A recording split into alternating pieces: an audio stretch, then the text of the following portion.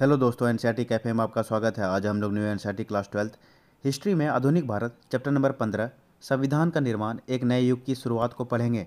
ये परीक्षा की दृष्टि से बहुत ही महत्वपूर्ण टॉपिक है। ये टॉपिक लंबा होने के कारण हम लोग 2 पार्ट्स में पढ़ेंगे। आइए इंपॉर्टेंट पॉइंट्स को डिस्कस करते हैं। भारतीय संविधान 26 जनवरी 1950 को अस्तित्व में आया और यह दुनिया का सबसे लंबा संविधान है। जबकि भारतीय संविधान 26 नवंबर 1949 को बनकर तैयार हुआ था और देश भर में लागू किया गया 26 जनवरी 1950 को। और भारत का संविधान दुनिया का सबसे लंबा लिखित संविधान है। इसमें 395 अनुच्छेद, 22 भाग और 12 अनुसूचियां है, जो कि पहले 8 अनुसूचियां ही थी।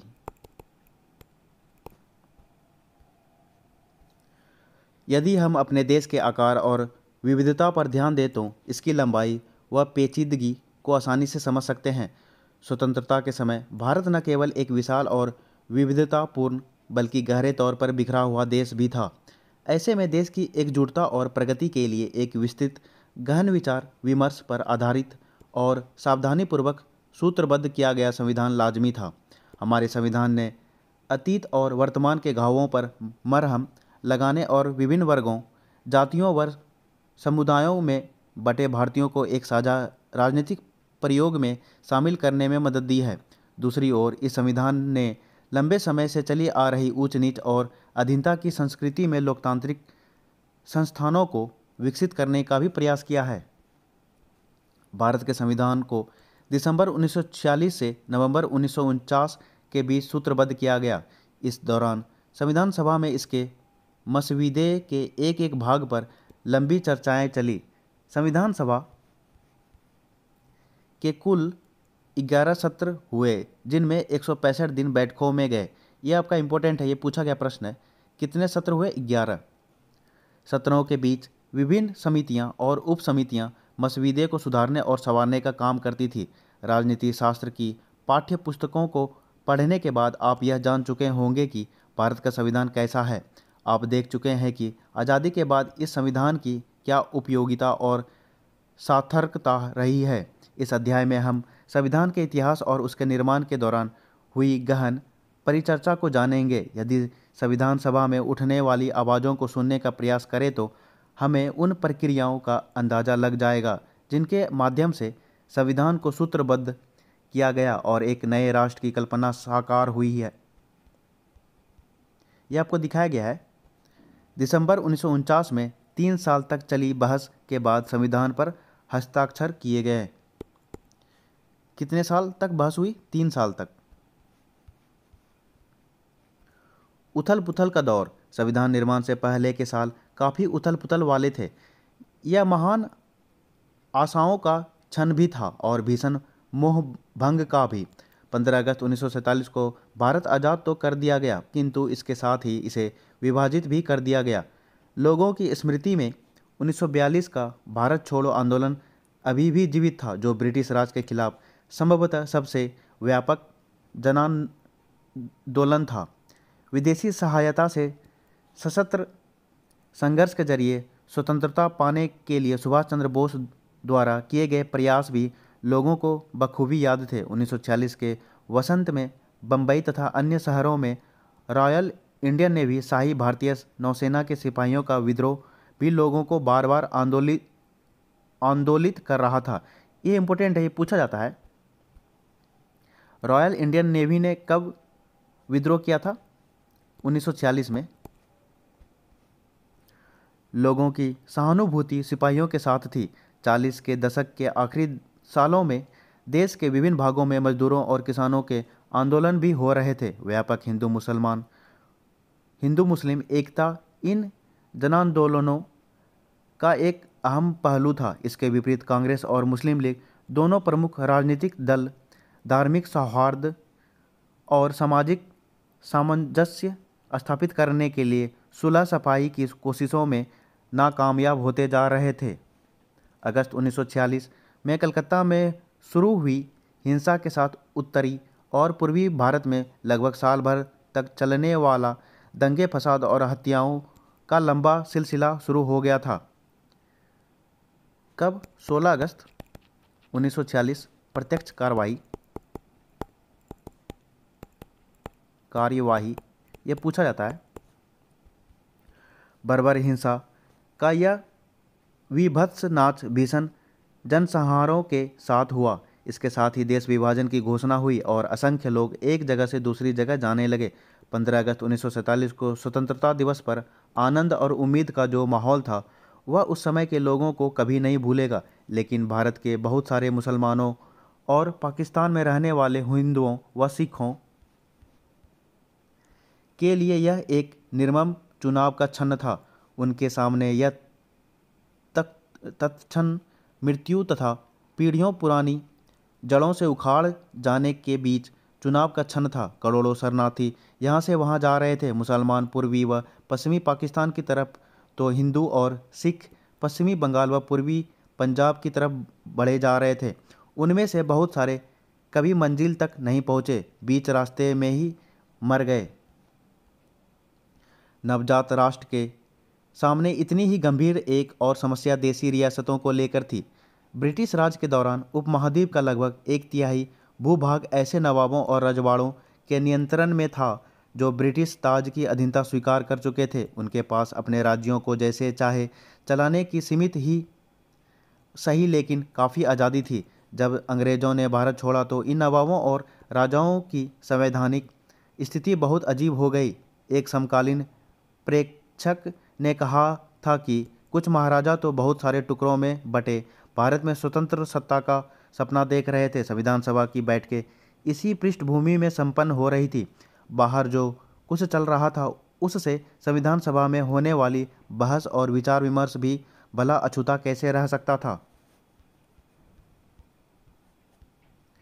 यह आपको दिखाया गया है। विनाश और उथल पुथल की छवियां संविधान सभा के सदस्यों को लंबे समय तक परेशान करती रही।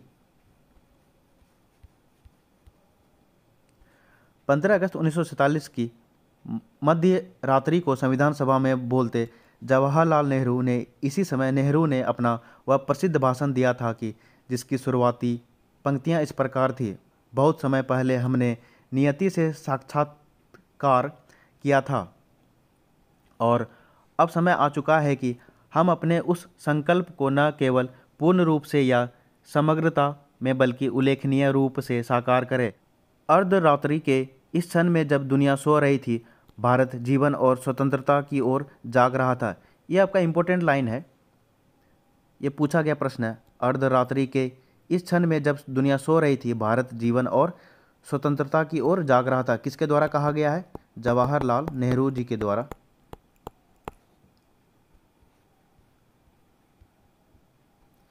संविधान सभा का गठन। संविधान सभा के सदस्यों का चुनाव सार्वभौमिक मताधिकार के आधार पर नहीं हुआ था। अप्रत्यक्ष चुनाव के द्वारा 1945-46 की सर्दियों में भारत के प्रांतों में चुनाव हुए थे। इसके पश्चात प्रांतीय संसदों ने संविधान सभा के सदस्यों को चुना। नई संविधान सभा में कांग्रेस प्रभावशाली थी। प्रांतीय चुनावों में कांग्रेस ने सामान्य चुनाव क्षेत्रों में भारी जीत प्राप्त की और मुस्लिम लीग को अधिकांश आरक्षित मुस्लिम सीटें मिल गई। लेकिन लीग ने संविधान सभा का बहिष्कार उचित समझा और एक अन्य संविधान बनाकर उसने पाकिस्तान की मांग को जारी रखा। शुरुआत में समाजवादी भी संविधान सभा से परे रहे क्योंकि वे उसे अंग्रेज़ों की बनाई हुई संस्था मानते थे। वे मानते थे कि इस सभा का वाकई स्वायत्त होना असंभव है। इन सभी कारणों से संविधान सभा के 82% सदस्य कांग्रेस पार्टी के सदस्य ही थे। परंतु सभी कांग्रेस सदस्य एक मत नहीं थे। कई निर्णायक मुद्दों पर उनके मत भिन्न हो सकते थे। कई कांग्रेसी समाजवाद से प्रेरित थे तो कई अन्य जमींदारी के हिमायती थे, कुछ सांप्रदायिक दलों के करीब थे, लेकिन कई पक्के धर्मनिरपेक्ष।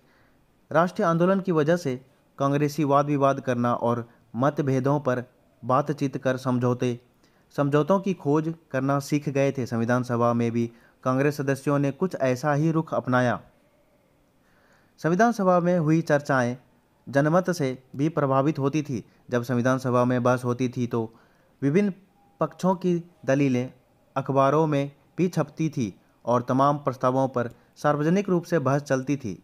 इस तरह प्रेस में होने वाली इस आलोचना और जवाबी आलोचना से किसी मुद्दे पर बनने वाली सहमति या असहमति पर गहरा असर पड़ता था। सामूहिक सहभागिता बनाने के लिए जनता के सुझाव भी आमंत्रित किए जाते थे। कई भाषाई अल्पसंख्यक अपनी मातृभाषा की रक्षा की मांग करते थे। धार्मिक अल्पसंख्यक अपने विशेष हित सुरक्षा करवाना चाहते थे और दलित जाति शोषण के अंत की मांग करते हुए सरकारी संस्थाओं में आरक्षण चाहते थे। सभा के सांस्कृतिक अधिकारों एवं सामाजिक न्याय के कई महत्वपूर्ण मुद्दों पर चल रही सार्वजनिक चर्चाओं पर बहस हुई। संविधान सभा का अधिवेशन। सरदार वल्लभ भाई पटेल दाएं से दूसरे स्थान पर बैठे हुए हैं। ये आपका सरदार वल्लभ भाई पटेल, आप लोग नोट करके लिख लीजिएगा, ये इंपॉर्टेंट है। संविधान सभा का गठन कैसे हुआ? कैबिनेट मिशन योजना के तहत 1946 कैबिनेट मिशन।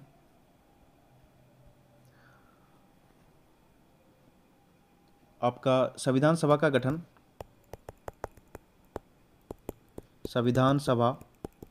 गठन जुलाई 1946। इसमें टोटल मेंबर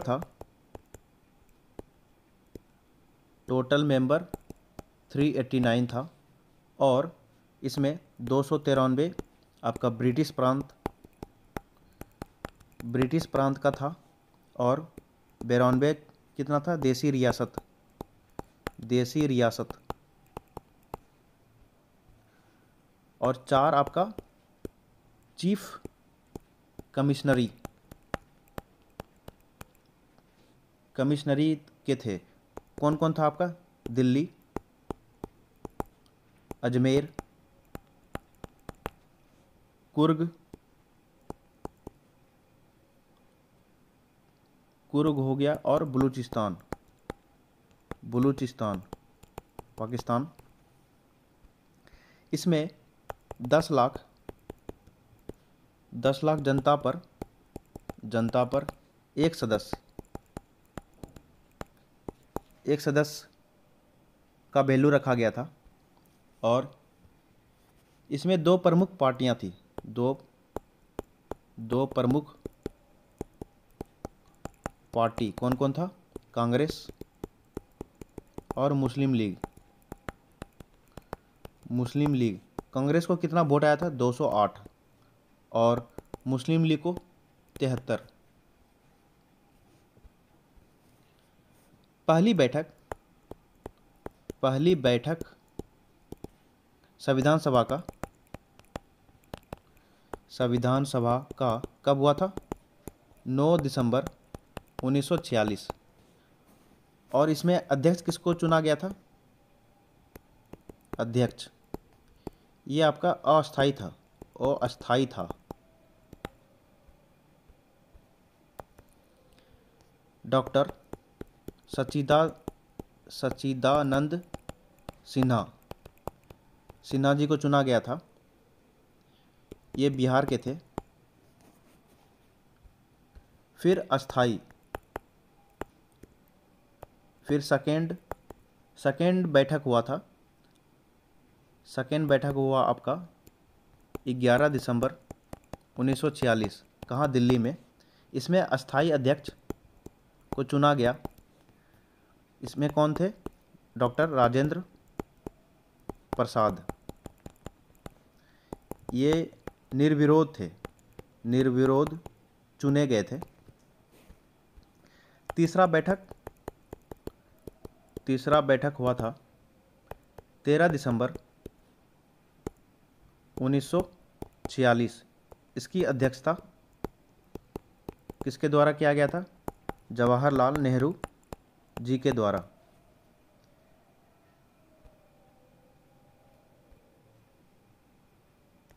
जवाहरलाल नेहरू जी ने उद्देश्य प्रस्ताव पेश किया था। कब? 13 दिसंबर 1946 को। और यह संविधान प्रस्ताव पास कब हुआ? 22 जनवरी 1947। यह आपका इम्पोर्टेंट है, पूछा जाता है। और कुछ पॉइंट इम्पोर्टेंट है। संविधान सभा का प्रतीक क्या था? हाथी। और संविधान निर्माण के लिए 60 देशों के संविधान का अध्ययन किया गया था।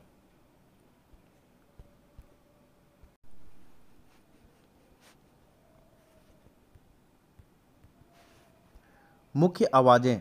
संविधान सभा में 300 सदस्य थे। इनमें से 6 सदस्यों की भूमिका महत्वपूर्ण रही। इन 6 में से 3 जवाहरलाल नेहरू, वल्लभ भाई पटेल और राजेंद्र प्रसाद कांग्रेस के सदस्य थे, जिसमें जवाहरलाल नेहरू को संघ समिति का अध्यक्ष बनाया गया था और वल्लभ भाई पटेल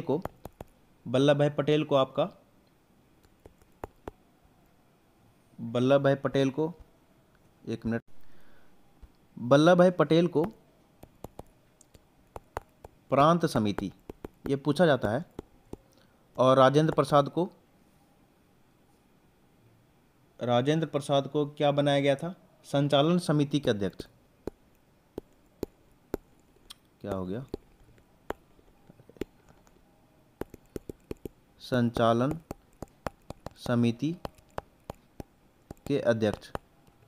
और झंडा समिति के अध्यक्ष भी बनाया गया था। ये इंपॉर्टेंट है, ये पूछा गया प्रश्न है। एक निर्णायक उद्देश्य प्रस्ताव को नेहरू ने पेश किया था। कब किया था? 13 दिसंबर 1946।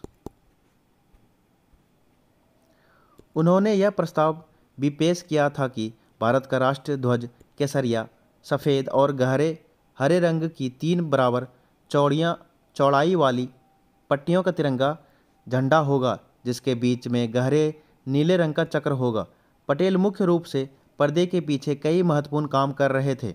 उन्होंने कई रिपोर्टों के प्रारूप लिखने में खास मदद की और कई परस्पर विरोधी विचारों के बीच सहमति पैदा करने में महत्वपूर्ण भूमिका अदा की। राजेंद्र प्रसाद संविधान सभा के अध्यक्ष थे। सभा में चर्चा रचनात्मक दिशा ले और सभी सदस्यों को अपनी बात कहने का मौका मिले, यह उनकी जिम्मेदारियां थी। कांग्रेस के इस त्रिगुट के अलावा प्रख्यात विधिवेत्ता और अर्थशास्त्री B.R. अम्बेडकर भी सभा के सबसे महत्वपूर्ण सदस्यों में से एक थे। यद्यपि ब्रिटिश शासन के दौरान अम्बेडकर कांग्रेस के राजनीतिक विरोधी रहे थे, परंतु स्वतंत्रता के समय महात्मा गांधी की सलाह पर उन्हें केंद्रीय विधि मंत्री का पद संभालने का न्योता दिया गया था। कानून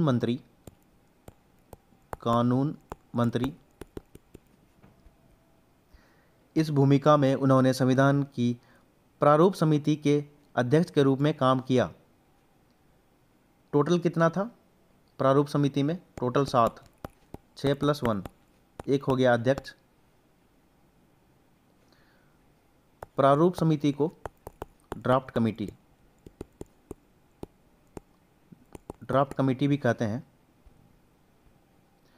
उनके साथ दो अन्य वकील भी काम कर रहे थे। एक गुजरात के एम मुंशी थे और दूसरे मद्रास के अल्लादी कृष्णा स्वामी अय्यर। दोनों ने ही संविधान के प्रारूप पर महत्वपूर्ण सुझाव दिए। ये आपका इम्पोर्टेंट है। के एम मुंशी और अल्लादी कृष्णा स्वामी अय्यर। इन 6 सदस्यों को 2 प्रशासनिक अधिकारियों ने महत्वपूर्ण सहायता दी। इनमें से एक BN राव थे। वह भारत सरकार के संवैधानिक सलाहकार थे और उन्होंने अन्य देशों की राजनीतिक व्यवस्थाओं का गहन अध्ययन करके कई चर्चा पत्र तैयार किए थे। दूसरे अधिकारी एसएन मुखर्जी थे। इनकी भूमिका मुख्य योजनाकार की थी। मुखर्जी जटिल प्रस्तावों को स्पष्ट वैदिक भाषा में व्यक्त करने की क्षमता रखते थे। ये आपका इम्पोर्टेंट है, ये पूछा जाता है। सलाहकार समिति कौन था?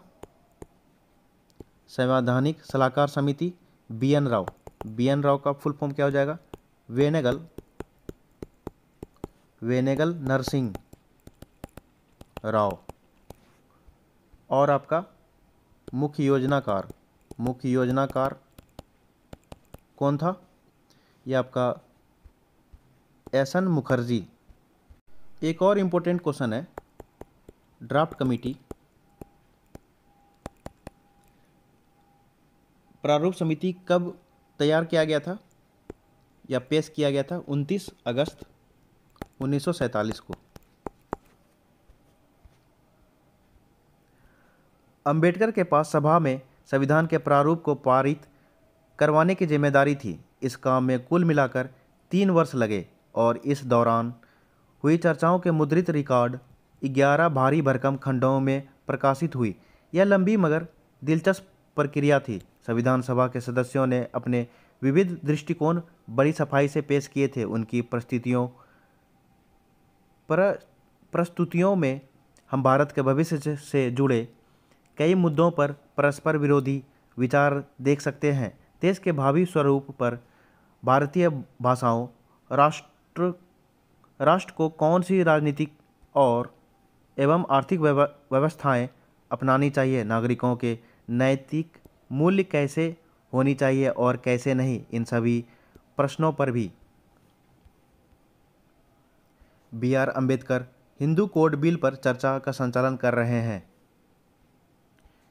ये डॉक्टर भीमराव अंबेडकर। संविधान की दृष्टि। 13 दिसंबर 1946 को जवाहरलाल नेहरू ने संविधान सभा के सामने उद्देश्य प्रस्ताव पेश किया। तीसरी बैठक में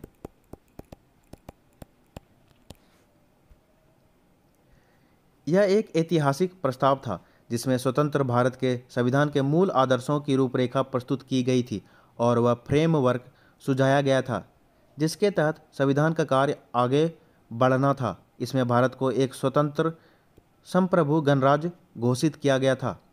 स्वतंत्र संप्रभु क्या हो जाएगा?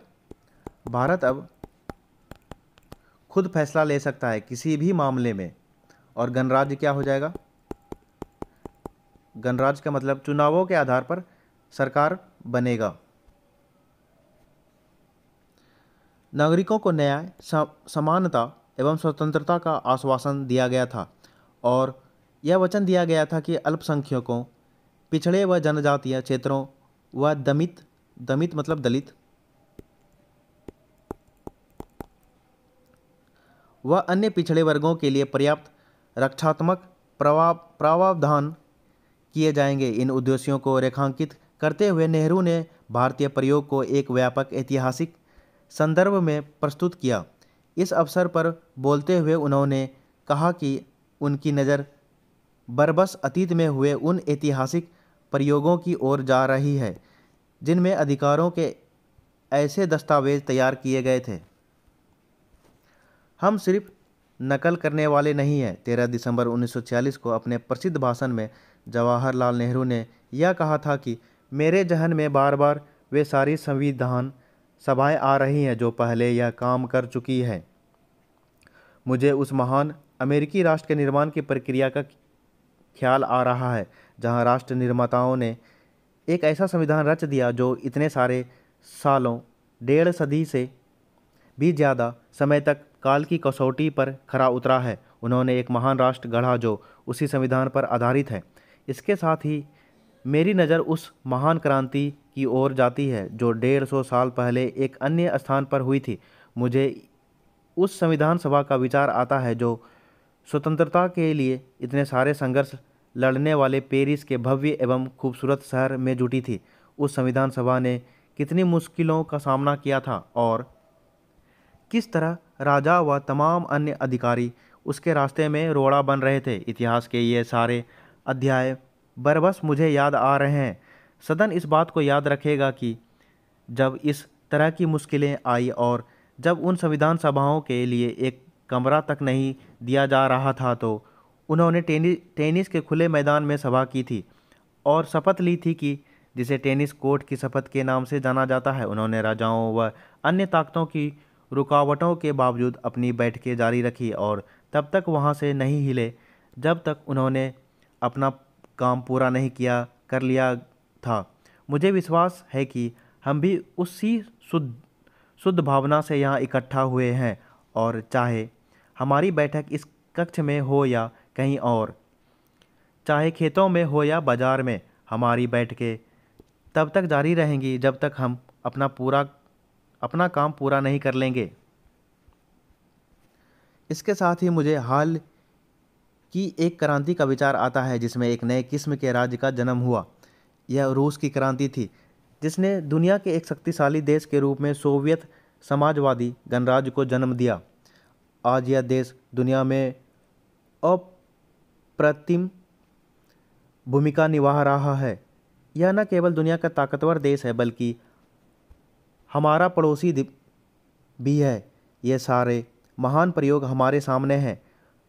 हमें उनकी सफलताओं से सीखना है और उनकी विफलताओं से बचने का प्रयास करना है। हो सकता है हम उन्हीं विफलताओं से बचने में सफल न हो पाए क्योंकि किसी भी इंसानी कोशिश में थोड़ी बहुत नाकामी की गुंजाइश हो तो रहती ही है, परंतु मुझे विश्वास है कि तमाम रुकावटों और कठिनाइयों के बावजूद हम आगे बढ़ेंगे और उस सपने को प्राप्त व साकार करके ही दम लेंगे जिसे हम इतने अरसे से अपने दिलों में संजोए हुए हैं।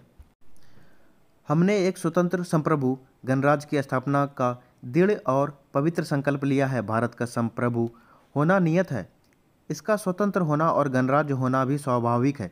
कुछ मित्रों ने सवाल उठाया है, आपने यहाँ लोकतांत्रिक शब्द क्यों नहीं रखा?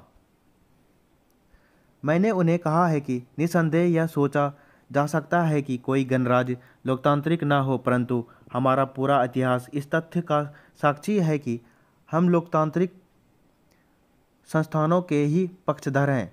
स्वाभाविक है कि हमारा लक्ष्य लोकतंत्र है। लोकतंत्र से कम कुछ भी नहीं। यह लोकतंत्र कैसा होगा, उसकी शक्ल सूरत कैसी होगी, यह एक अलग मसला है। आज के लोकतंत्रों ने दुनिया की प्रगति में ज़बरदस्त भूमिका निभाई है और उनमें से बहुत सारे यूरोप तथा अन्य स्थानों के देश हैं, परंतु यह संदेहजनक हो सकता है कि अगर उन्हें पूरी तरह लोकतांत्रिक बने रहना है तो न जाने कब उन लोकतंत्रों को अपनी शक्ल सूरत थोड़ी बहुत बदलनी पड़ती। मैं आशा करता हूँ कि किसी कथित लोकतांत्रिक देश की एक खास लोकतांत्रिक प्रणाली या किसी संस्थान विशेष की हम सिर्फ नकल करने वाले नहीं हैं। हो सकता है कि हम उससे बेहतर कुछ रच दें। बहरहाल किसी भी सूरत में हम यहाँ जैसी चाहे सरकार बनाए वह हमारे लोगों के स्वभाव के अनुरूप और उनको स्वीकार्य जरूर होनी चाहिए। हम लोकतंत्र के हक में हैं। यह इस सदन को तय करना है कि इस पूर्णतम लोकतंत्र का स्वरूप कैसा होगा। सदन इस बात को देख सकता है यदि इस प्रस्ताव में हमने लोकतांत्रिक शब्द का इस्तेमाल नहीं किया है, क्योंकि हमें लगा कि यह तो स्वाभाविक ही है कि गणराज्य शब्द में यह शब्द पहले ही निहित होता है। इसलिए हम आवश्यक और अनुपयोगी शब्दों का प्रयोग नहीं करना चाहते थे। हमने शब्दों के उपयोग मात्र से कहीं ज़्यादा ध्यान दिया है। हमने इस प्रस्ताव में लोकतंत्र की अंतर्वस्तु प्रस्तुत की है, बल्कि लोकतंत्र की ही नहीं, आर्थिक लोकतंत्र की अंतर्वस्तु प्रस्तुत की है। अन्य सदस्यों को इस बात पर आपत्ति हो सकती है कि इस प्रस्ताव में हमने भारत को एक समाजवादी राज्य बनाने का उल्लेख क्यों नहीं किया है। यहाँ मेरा केवल इतना ही कहना है कि समाजवाद का सार्थक समर्थक हूँ और मुझे आशा है कि एक दिन भारत भी समाजवाद के पक्ष में ही होगा। वही भारत एक समाजवादी राज्य की स्थापना के मार्ग पर चलेगा और मुझे पूरा विश्वास है कि एक दिन पूरी दुनिया को इसी मार्ग पर चलना होगा। संविधान सभा बहस खंड 1 में दिया गया है, टेनिस कोर्ट की शपथ। नेहरू के भाषण की सावधानी से पड़ताल की जानी चाहिए। उसमें क्या कहा जा रहा है? नेहरू के अतीत प्रेम से क्या पता चलता है? संविधान की दृष्टि को निर्धारित करने वाले विचारों के उद्गम के बारे में वह क्या कह रहे हैं? अतीत की ओर जाते हुए अमेरिकी और फ्रांसीसी क्रांति का हवाला देते हुए नेहरू भारत में संविधान निर्माण के इतिहास को मुक्ति व स्वतंत्रता के एक लंबे ऐतिहासिक संघर्ष का हिस्सा सिद्ध कर रहे हैं। वह भारतीय संघर्ष के ऐतिहासिक महत्व को अतीत के क्रांतिकारक क्षणों के समकक्ष बता रहे हैं। लेकिन नेहरू के कहने का आशय यह नहीं है कि उन घटनाओं को आज के लिए ब्लूप्रिंट मान लिया जाए या कि उन क्रांतियों के विचारों को बिना सोचे विचारे भारत पर लागू किया जा सकता है। वह किसी खास तरह के लोकतंत्र को अपनाने का विरोध करते हैं और कहते हैं कि हमारे लोकतंत्र की रूपरेखा हमारे बीच होने वाली चर्चा से ही उभरेगी। वे इस बात पर जोर देते हैं कि भारत में संविधान के आदर्श और प्रावधान कहीं और से उठाए गए नहीं हो सकते हैं। उन्होंने विश्वास व्यक्त किया कि हम सिर्फ नकल करने वाले नहीं हैं। उनके शब्दों में भारत में शासन की जो व्यवस्था स्थापित हो वह हमारे लोगों के स्वभाव के अनुरूप और उनको स्वीकार्य होना चाहिए। पश्चिम से वहाँ की उपलब्धियों और विफलताओं से सबक लेना जरूरी तो है, लेकिन हमें याद रखना चाहिए कि पश्चिमी समाजों को भी अन्य स्थानों पर हुए प्रयोगों से बहुत कुछ सीखना पड़ा था और लोकतंत्र की अपनी अवधारणा बदलनी पड़ी थी। भारतीय संविधान का उद्देश्य यह होगा कि लोकतंत्र के उदारवादी विचारों और आर्थिक न्याय के समाजवादी विचारों का एक दूसरे में समावेश किया जाए और भारतीय संदर्भ में इन विचारों की रचनात्मक व्याख्या की जाए। नेहरू इस बात पर जोर दे रहे थे कि भारत के लिए क्या उचित है, इस बारे में हमें रचनात्मक ढंग से सोचना चाहिए। लोगों की इच्छा। संविधान सभा के कम्युनिस्ट सदस्य सोमनाथ लाहिड़ी को संविधान सभा की चर्चाओं पर ब्रिटिश साम्राज्यवाद का साया दिखाई देता था। उन्होंने सदस्यों तथा आम भारतीयों से आग्रह किया कि वे साम्राज्यवादी शासन के प्रभाव से खुद को पूरी तरह आज़ाद करें। 1946-47 के जाड़ों में जब संविधान सभा में चर्चा चल रही थी तो अंग्रेज अभी भी भारत में ही थे। जवाहरलाल नेहरू के नेतृत्व में अंतिम सरकार शासन तो चला रही थी, परंतु उसे सारा काम वायसराय तथा लंदन में बैठी ब्रिटिश सरकार की देखरेख में करना पड़ता था। लाहिड़ी ने अपने साथियों को समझाया कि संविधान सभा अंग्रेज़ों की बनाई हुई है और वह अंग्रेज़ों की योजना को साकार करने का काम कर रही है। यह आपका इम्पोर्टेंट स्टेटमेंट हो गया। संविधान सभा अंग्रेज़ों की बनाई हुई है और वह अंग्रेज़ों की योजना को साकार करने का काम कर रही है। किसके द्वारा कहा गया है? सोमनाथ लाहिड़ी के द्वारा। ये कौन था आपका? समाजवादी या कम्युनिस्ट सदस्य था।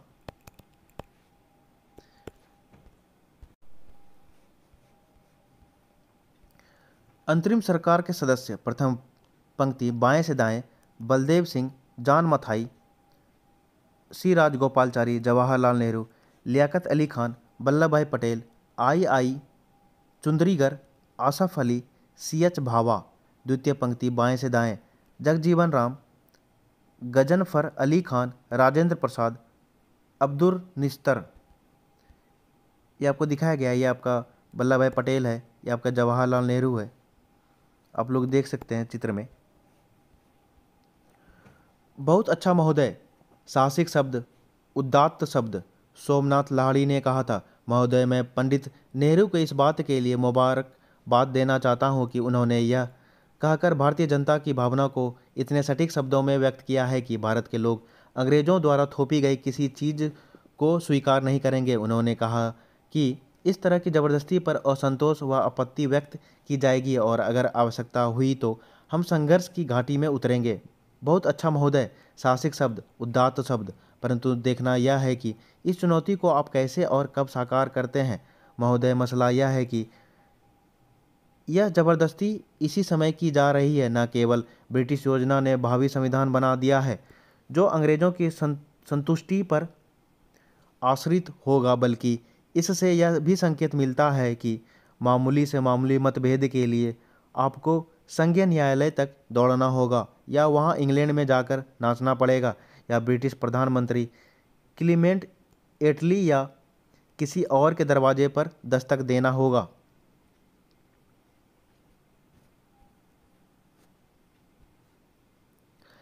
केवल यही सच नहीं है कि हम चाहे जो भी योजना क्यों न बनाए, संविधान सभा ब्रिटिश बंदूकों, ब्रिटिश सेना, उनके आर्थिक व वित्तीय शिकंजे के साये में है। इसका मतलब यह निकलता है कि मूल रूप से सत्ता अभी भी अंग्रेजों के हाथ में है और सत्ता का प्रश्न बुनियादी तौर पर अभी तय नहीं हुआ है, जिसका अर्थ यह निकलता है कि हमारा भविष्य अभी भी पूरी तरह हमारे हाथों में नहीं है।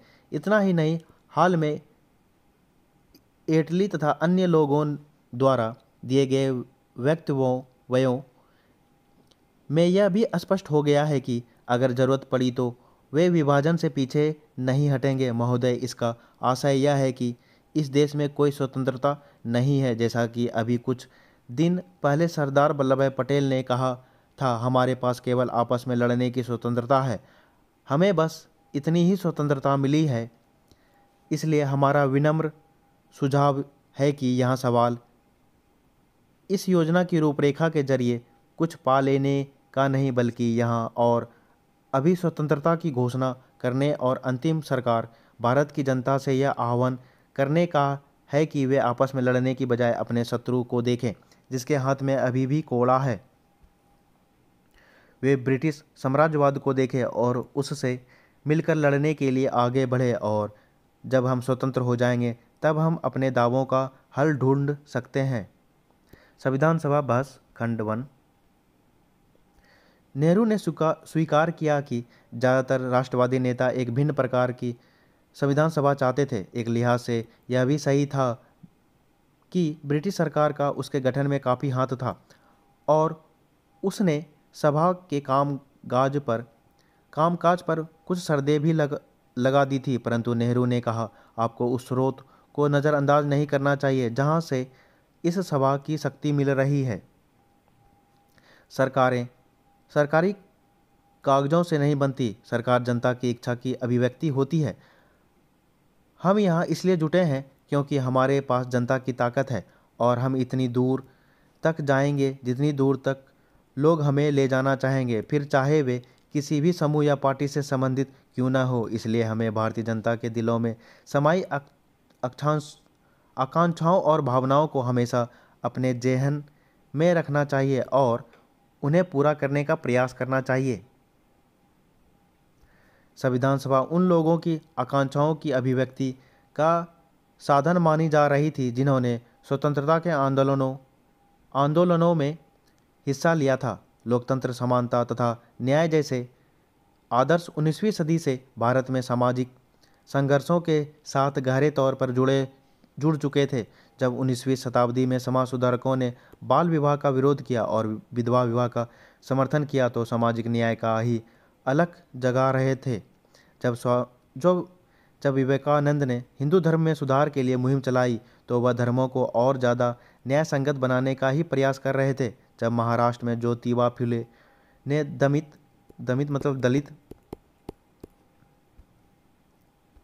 दलित जातियों की पीड़ा का सवाल उठाया या कम्युनिस्टों और सोशलिस्टों ने मजदूरों और किसानों को एकजुट किया तो वे भी आर्थिक और सामाजिक न्याय के लिए जूझ रहे थे। एक दमनकारी और अवैध सरकार के खिलाफ राष्ट्रीय आंदोलन अपरिहार्य रूप से लोकतंत्र व न्याय का, नागरिकों के अधिकारों और समानता का संघर्ष भी था। जैसे जैसे प्रतिनिधित्व की मांग बढ़ी, अंग्रेज़ों को चरणबद्ध ढंग से संवैधानिक सुधार करने पड़े। प्रांतीय सरकारों में भारतीयों की हिस्सेदारी बढ़ाने के लिए कई कानून 1909, 1919 और 1935 पारित किए गए। 1919 में कार्यपालिका को आंशिक रूप से प्रांतीय विधायिका के प्रति उत्तरदायी बनाया गया और 1935 के गवर्नमेंट ऑफ इंडिया एक्ट के अंतर्गत उसे लगभग पूरी तरह विधायिका के प्रति उत्तरदायी बना दिया गया। ये आपका इम्पोर्टेंट है। 1919 में क्या हुआ? आंशिक रूप से कार्यपालिका को प्रांतीय विधायिका के प्रति उत्तर बनाया गया आंशिक रूप से। और 1935 में क्या हुआ? गवर्नमेंट ऑफ इंडिया एक्ट के अंतर्गत लगभग पूरी तरह विधायिका के प्रति उत्तरदायी बना गया। ये इंपॉर्टेंट हो गया। जब गवर्नमेंट ऑफ इंडिया एक्ट के तहत 1937 में चुनाव हुए तो 11 में से 8 प्रांत में कांग्रेस की सरकार बनी। आप लोग नोट करके लिख लीजिएगा, ये इंपॉर्टेंट है। 1909 का अधिनियम किस नाम से जाना जाता है? मार्ले मिंटो सुधार अधिनियम। इसमें क्या इंपॉर्टेंट है? पृथक निर्वाचन के आधार पर मुस्लिमों को आरक्षित सीटें दी गई थी। इसमें 1909 मार्ले इंग्लैंड में भारत का सचिव था और मिंटो भारत का वायसराय।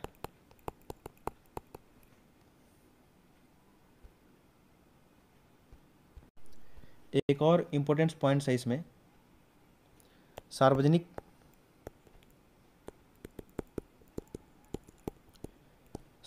विषयों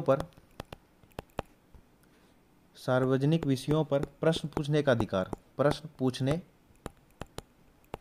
का अधिकार दिया गया था। कब? 1909 मार्ले मिंटो सुधार अधिनियम के तहत।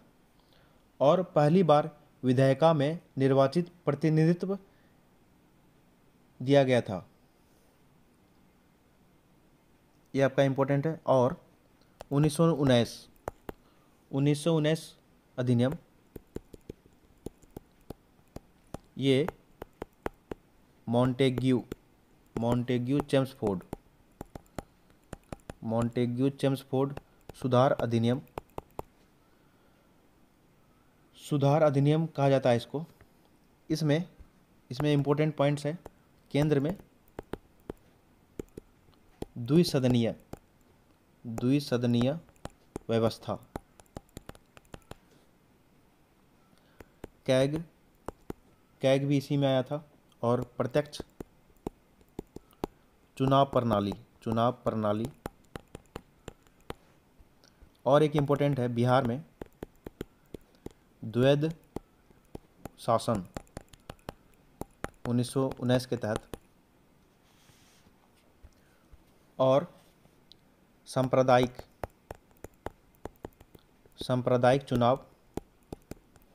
चुनाव सिखों को भी दिया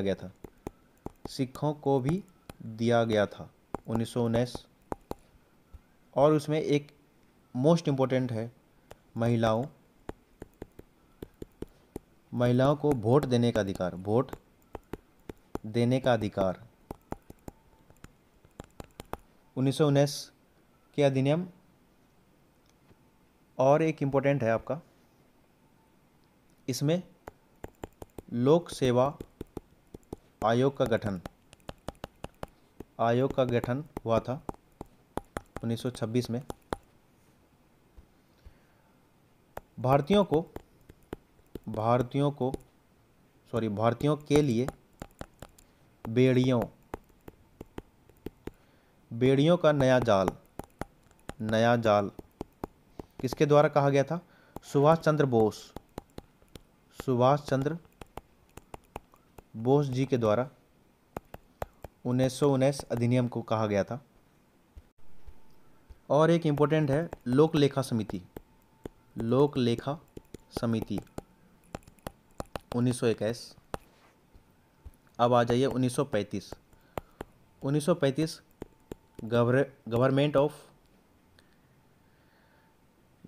of India act, India act, ये मोस्ट इम्पोर्टेंट है।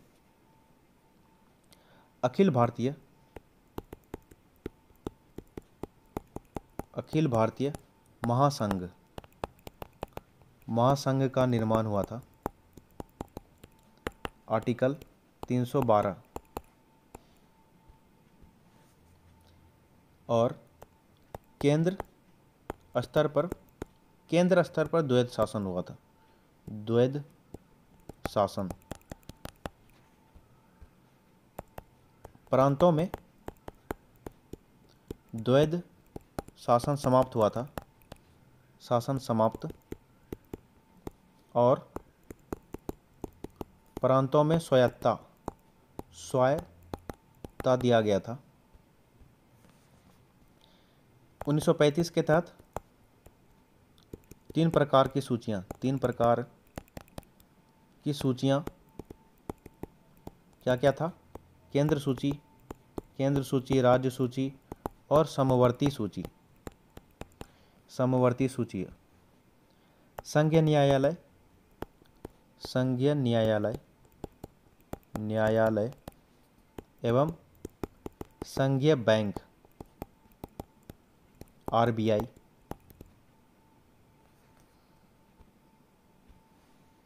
और नेहरू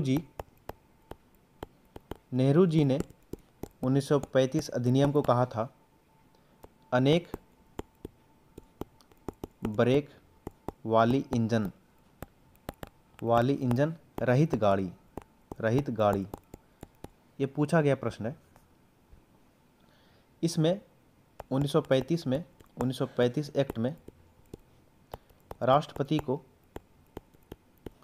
राष्ट्रपति को अध्यादेश लाने का शक्ति, ये आपका आर्टिकल 123 में दिया गया है। और आपका अंदर से खोखला, 1935 एक्ट को अंदर से खोखला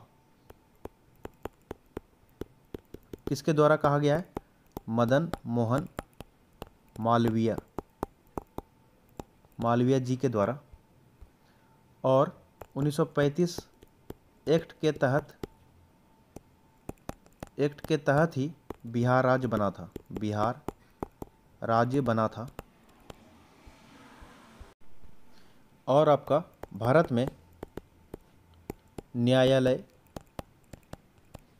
की एकल व्यवस्था 1935 एक्ट के तहत। और एक लास्ट इम्पोर्टेंट टॉपिक है, इम्पोर्टेंट पॉइंट्स है। महिलाओं को सीट आरक्षित कहाँ? विधानमंडल में 33% लगभग 1935 एक्ट के तहत।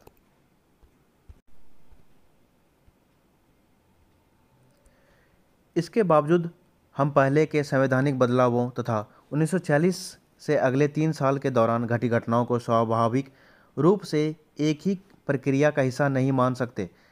इससे पहले के संवैधानिक प्रयोग एक प्रतिनिध्यात्मक सरकार के लिए लगातार बढ़ती मांग के जवाब में थे, जबकि विभिन्न कानूनों 1909, 1919 और 1935 को पारित करने की प्रक्रिया में भारतीयों की कोई प्रत्यक्ष हिस्सेदारी नहीं थी। उन्हें औपनिवेशिक सरकार ने ही लागू किया था। प्रांतीय निकायों का चुनाव करने वाले निर्वाचन मंडल का दायरा समय के साथ फैलता जा रहा था, लेकिन 1935 में भी यह अधिकार वयस्क आबादी के 10 से 15% हिस्से तक ही सीमित था। ये आपका पूछा गया प्रश्न है BPSC टीचर में, कितना प्रतिशत? 10 से 15% हिस्से तक ही सीमित था। तब तक सार्वभौमिक वयस्क मताधिकार की व्यवस्था नहीं था। 1935 के कानून के तहत निर्वाचित विधायिकाएं औपनिवेशिक शासन के ढांचे में काम कर रही थी और अंग्रेजों द्वारा नियुक्त गवर्नर के प्रति उत्तरदायी थी। 13 दिसंबर 1946 को नेहरू जिस कल्पना की बात कर रहे थे वह एक स्वतंत्र संप्रभु भारतीय गणराज्य के संविधान की कल्पना थी। अधिकारों का निर्धारण। नागरिकों के अधिकार किस तरह निर्धारित किए जाएं? क्या उत्पीड़ित समूहों को कोई विशेष अधिकार मिलने चाहिए? अल्पसंख्यकों के क्या अधिकार हो? वास्तव में अल्पसंख्यक किसे कहा जाए? जैसे जैसे संविधान सभा के पटल पर बहस आगे बढ़ी, यह साफ हो गया कि इनमें से किसी भी सवाल का कोई ऐसा उत्तर मौजूद नहीं है जिस पर पूरी सभा सहमत हो। इन सवालों के जवाब विचारों में टकराव और व्यक्तिगत मुठभेड़ों से ही पैदा होते थे।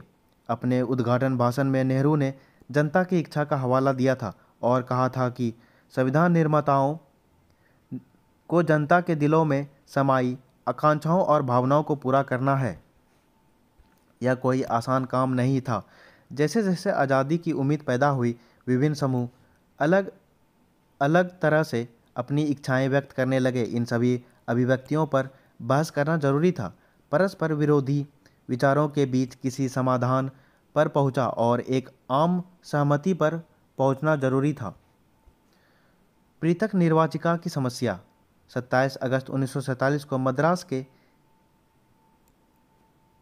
बी पोकर बहादुर ने पृथक निर्वाचिका बनाए रखने के पक्ष में एक प्रभावशाली भाषण दिया। बहादुर ने कहा कि अल्पसंख्यक सब जगह होते हैं, उनमें हम चाह कर भी हटा नहीं सकते। हमें ज़रूरत एक ऐसे राजनीतिक ढांचे की है जिसके भीतर अल्पसंख्यक भी औरों के साथ सद्भाव के साथ जी सके और समुदायों के बीच मतभेद कम से कम हो। इसके लिए ज़रूरी है कि राजनीतिक व्यवस्था में अल्पसंख्यकों का पूरा प्रतिनिधित्व हो, उनकी आवाज़ सुनी जाए और उनके विचारों पर ध्यान दिया जाए। देश के शासन में मुसलमानों की एक सार्थक हिस्सेदारी सुनिश्चित करने के लिए पृथक निर्वाचिका के अलावा और कोई रास्ता नहीं हो सकता। बहादुर को लगता था कि मुसलमानों की ज़रूरतों को गैर मुसलमान अच्छी तरह नहीं समझ सकते, न ही उन अन्य समुदायों के लोग मुसलमानों का कोई सही प्रतिनिधि चुन सकते हैं। ये आपका इम्पोर्टेंट पॉइंट्स हो गया। पृथक निर्वाचन की समस्या बनाए रखने की पक्ष में किसके द्वारा था? आपका पी पोकर बहादुर के।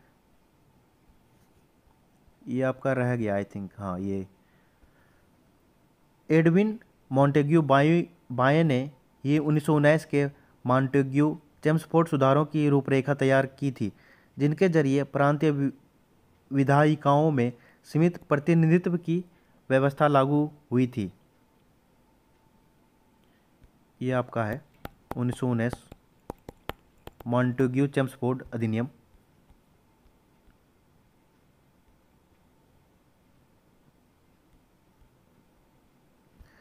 पृथक निर्वाचिका की हिमायत में दिए गए इस बयान से ज़्यादातर राष्ट्रवादी भड़क गए। इसके बाद जो गर्मा गर्म बहस चली उसमें इस मांग के खिलाफ तरह तरह के तर्क दिए गए। ज़्यादातर राष्ट्रवादियों को लग रहा था कि पृथक निर्वाचिका की व्यवस्था लोगों को बांटने के लिए अंग्रेजों की चाल थी। आरवी धुलेकर ने बहादुर को संबोधित करते हुए कहा था, अंग्रेजों ने संरक्षण के नाम पर अपना खेल खेला। इसकी आड़ में उन्होंने तुम्हें अल्पसंख्यकों को फुसला लिया है। अब इस आदत को छोड़ दो, अब कोई तुम्हें भगाने वाला नहीं है।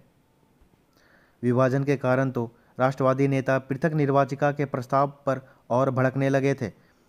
उन्हें निरंतर गृह युद्ध, दंगों और हिंसा की आशंका दिखाई देती थी। सरदार पटेल ने कहा था कि पृथक निर्वाचिका एक ऐसा विष है जो हमारे देश की पूरी राजनीति में समा चुका है। यह आपका इम्पोर्टेंट लाइन हो गया। किसके द्वारा कहा गया है?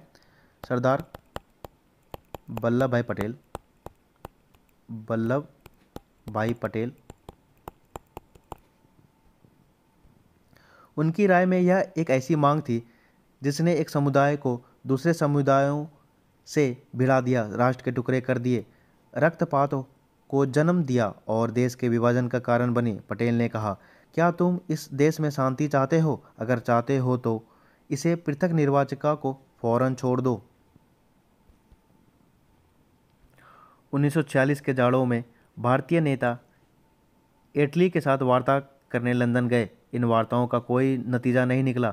बाएं से दाएं लियाकत अली, मोहम्मद अली जिन्ना, बलदेव सिंह, पैथिक लॉरेंस, ये आपको दिखाया गया है। अंग्रेज तो चले गए मगर जाते जाते शरारत का बीज बो गए। ये आपका इम्पोर्टेंट स्टेटमेंट है। किसके द्वारा कहा गया है? वल्लभ भाई पटेल।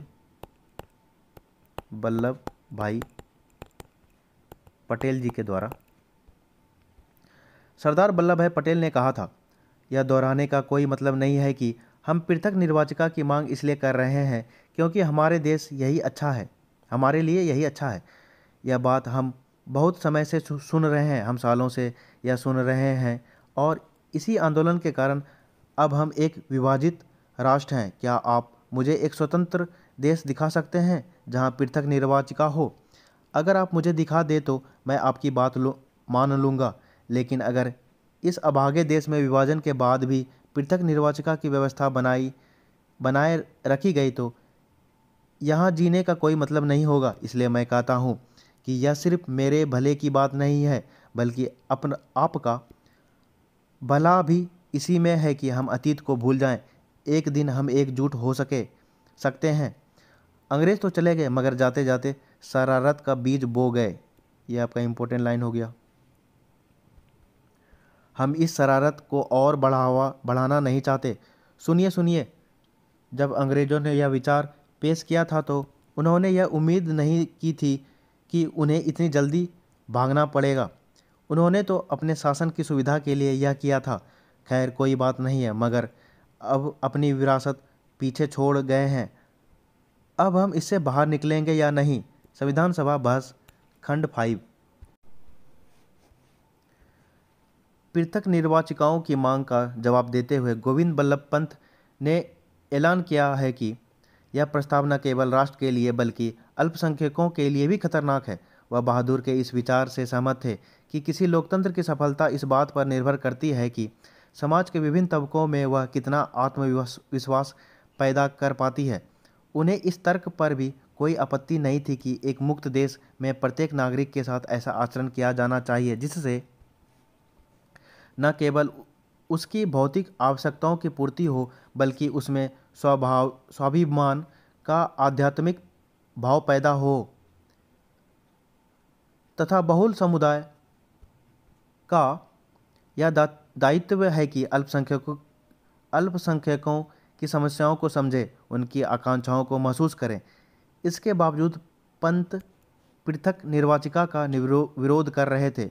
उनका कहना था कि यह एक आत्मघाती मांग है जो अल्पसंख्यकों को अस्थायी रूप से अलग थलग कर देगी, उन्हें कमज़ोर बना देगी और शासन में उन्हें प्रभावी हिस्सेदारी नहीं मिल पाएंगी।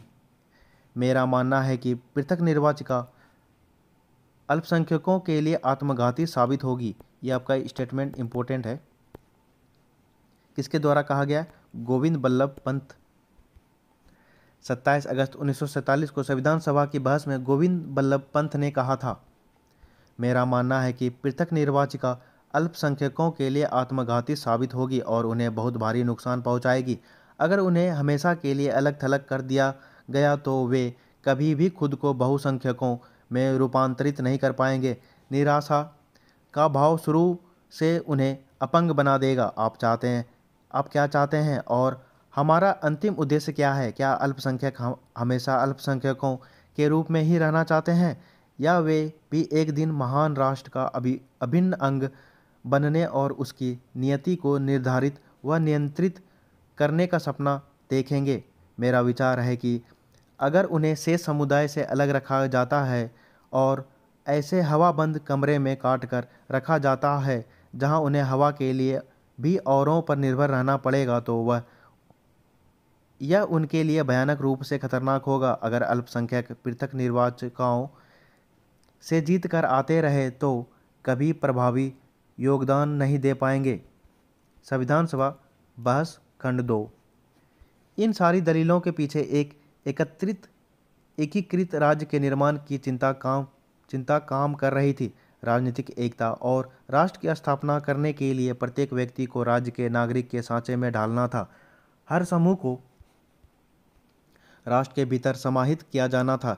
संविधान नागरिकों को अधिकार देगा, परंतु नागरिकों को भी राज्य के प्रति अपनी निष्ठा का वचन लेना होगा। समुदायों को सांस्कृतिक इकाइयों के रूप में मान्यता दी जा सकती थी और उन्हें सांस्कृतिक अधिकारों का आश्वासन दिया जा सकता था, मगर राजनीतिक रूप से सभी समुदायों के सदस्यों को राज्य के सामान्य सदस्यों के रूप में काम करना था, अन्यथा उनकी निष्ठाएं विभाजित होती। पंत ने कहा, हमारे भीतर यह आत्मघाती और अपमानजनक आदत बनी हुई है कि हम कभी नागरिक के रूप में नहीं सोचते, बल्कि समुदाय के रूप में ही सोच पाते हैं। हमें याद रखना चाहिए कि महत्व केवल नागरिक का होता है। सामाजिक पिरामिड का आधार भी और उसकी चोटी भी नागरिक की ही होती है। जब सामुदायिक अधिकारों का महत्व रेखांकित किया जा रहा था, उस समय भी बहुत सारे राष्ट्रवादियों में यह भय सिर उठाने लगा था कि इससे निष्ठाएं खंडित होंगी और एक शक्तिशाली राष्ट्र व शक्तिशाली राज्य की स्थापना नहीं हो पाएगी। सारे मुसलमान भी पृथक निर्वाचिका की मांग के समर्थन में नहीं थे। उदाहरण के लिए बेगम एजाज रसूल को लगता था कि पृथक निर्वाचिका आत्मघाती साबित होगी, क्योंकि इससे अल्पसंख्यक बहुसंख्यकों से कट जाएंगे। ये आपका इम्पोर्टेंट है। बेगम एजाज रसूल को भी लगता था ऐसा कि आत्मघाती साबित हो गई। और गोविंद वल्लभ पंत के द्वारा भी 1949 तक संविधान सभा के ज़्यादातर सदस्य इस बात पर सहमत हो गए थे कि पृथक निर्वाचिका का प्रस्ताव अल्पसंख्यकों के हितों के खिलाफ जाता है। इसकी बजाय मुसलमानों को लोकतांत्रिक प्रक्रिया में सक्रिय भूमिका निभानी चाहिए ताकि राजनीतिक व्यवस्था में उनको एक निर्णायक आवाज़ मिल सके। खंडित निष्ठा के लिए कोई जगह नहीं। गोविंद वल्लभ पंत ने कहा कि निष्ठावान नागरिक बनने के लिए लोगों को समुदाय और खुद को बीच में रखकर सोचने की आदत छोड़नी होगी। लोकतंत्र की सफलता के लिए व्यक्ति को आत्मानुशासन की कला का प्रशिक्षण लेना होगा।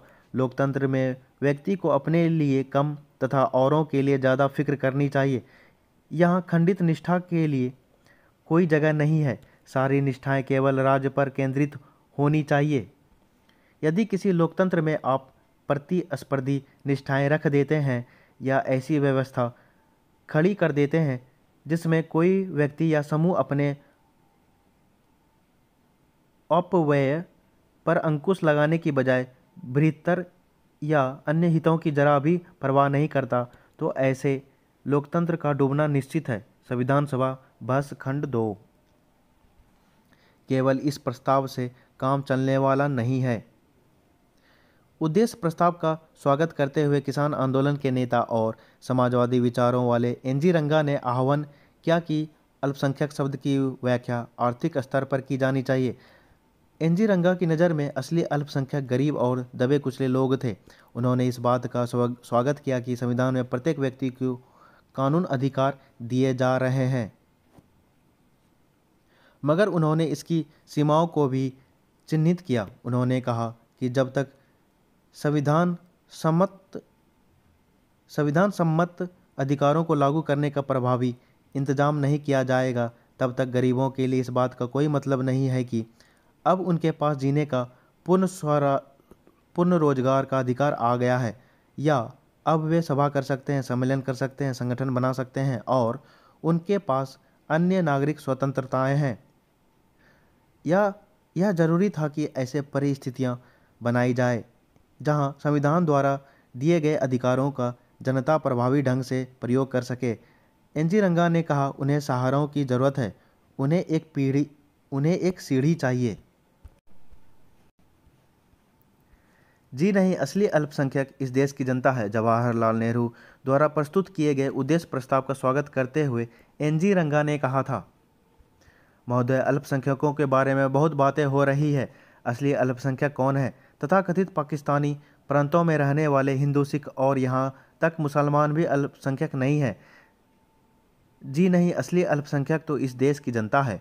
यह जनता इतनी दबी कुचली और इतनी उत्पीड़ित है कि अभी तक साधारण नागरिक के अधिकारों का लाभ भी नहीं उठा पा रही।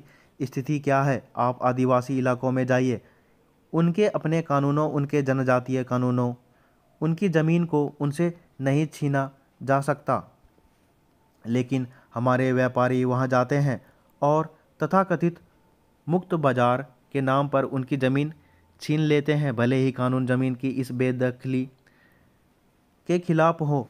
व्यापारी इन आदिवासियों को तरह तरह के बंदरों में जकड़कर गुलाम बना लेते हैं और पीढ़ी दर पीढ़ी दास्ता के नर्क में ढकेल देते हैं। आइए अब आम गांव वालों को देख लेते हैं।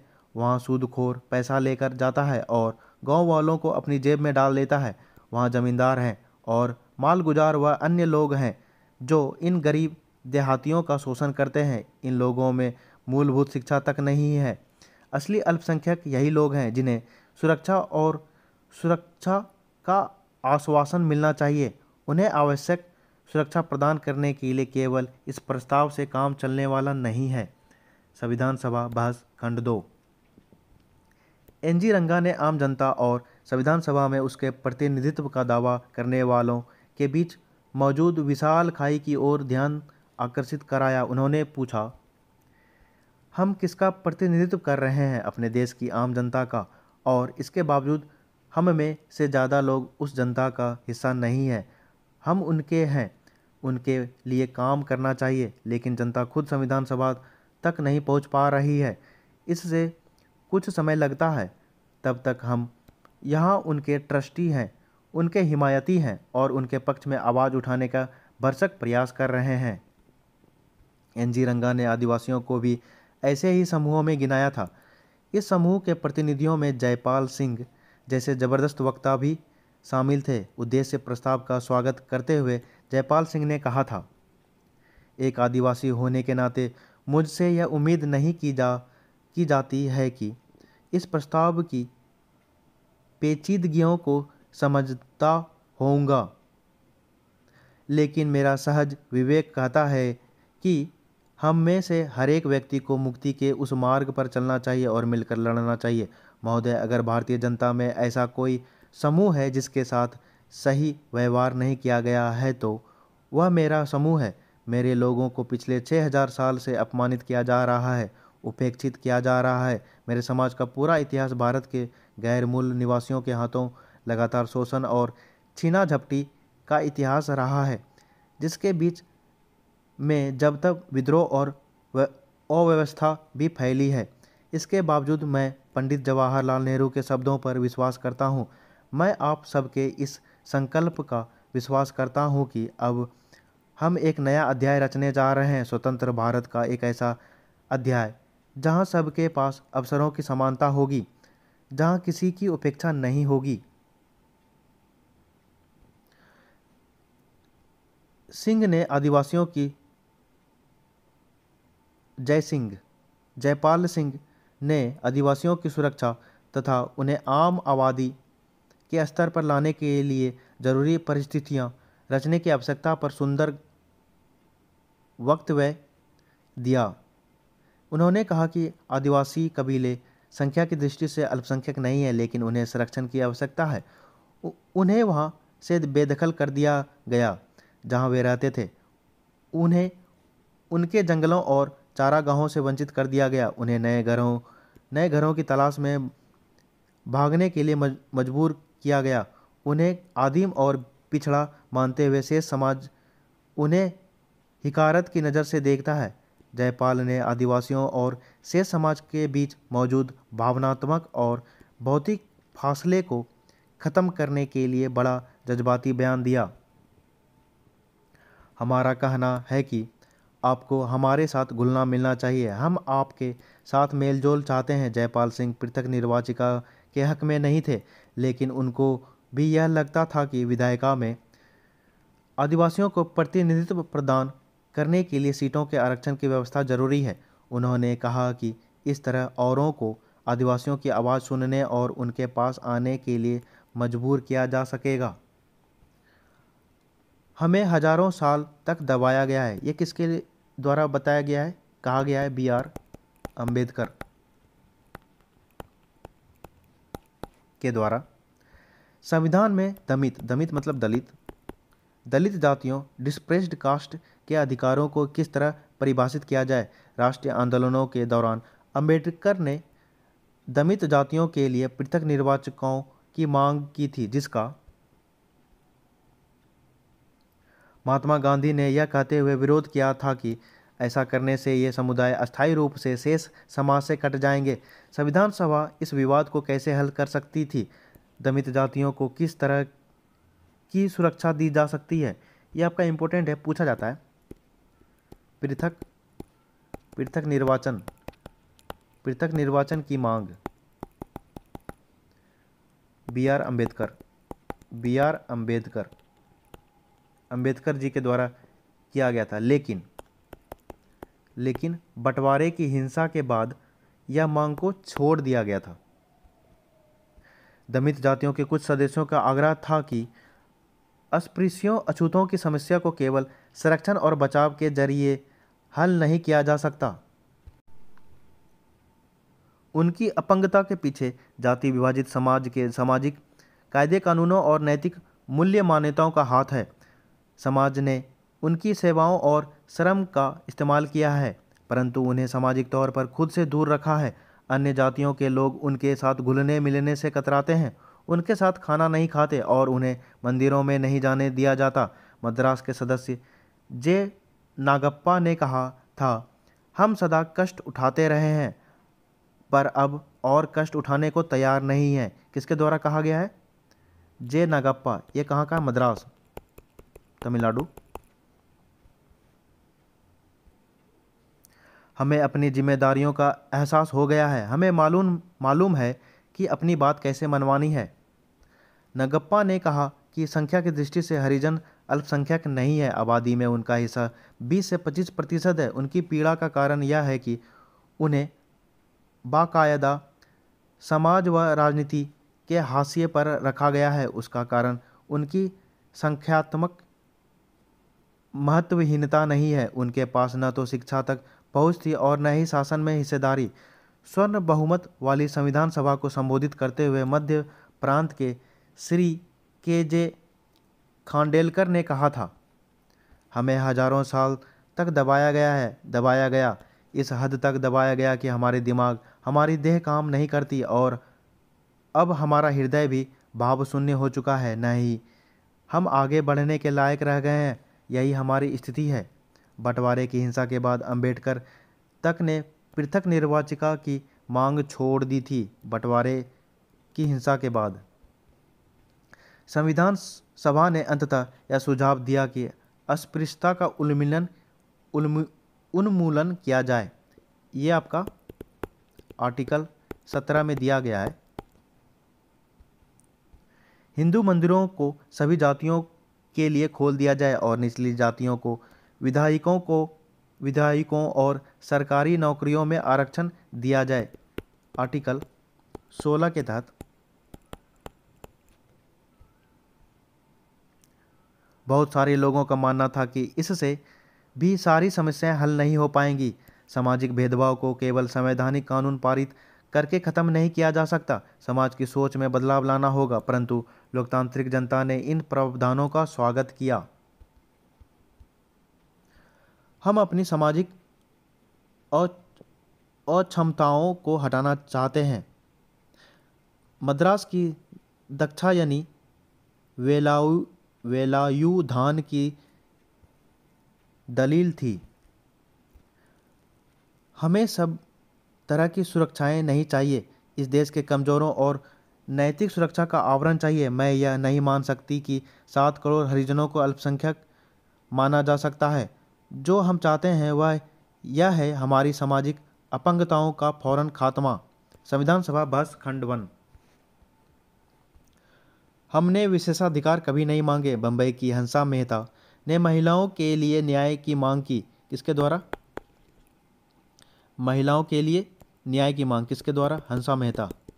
हंसा मेहता ये कहाँ की है? बम्बई की है। आरक्षित सीटों की नहीं और न ही पृथक चुनाव क्षेत्र की हमने विशेषाधिकार कभी नहीं मांगे। हमने सामाजिक न्याय, आर्थिक न्याय और राजनीतिक न्याय की मांग की है। हमने उस बराबरी की मांग की है जिसके बिना पारस्परिक आदर और समझ नहीं बन सकते, जिसके बिना पुरुष और महिला के बीच वास्तविक सहयोग संभव नहीं है। राज्य की शक्तियां को हम लोग अगले पार्ट्स में पढ़ेंगे। ये टॉपिक कैसा लगा? कुछ सजेशन देना हो तो कृपया मेरे कमेंट बॉक्स में दे सकते हैं। कृपया मेरे चैनल को थोड़ा सपोर्ट कीजिए, लाइक भी कर दीजिए और अपने फ्रेंड सर्किल में शेयर करें जिससे वो भी एनसीईआरटी फैक्ट्स को जान सके। धन्यवाद मित्रों, आपका दिन शुभ हो। जय श्री राम, हर हर महादेव।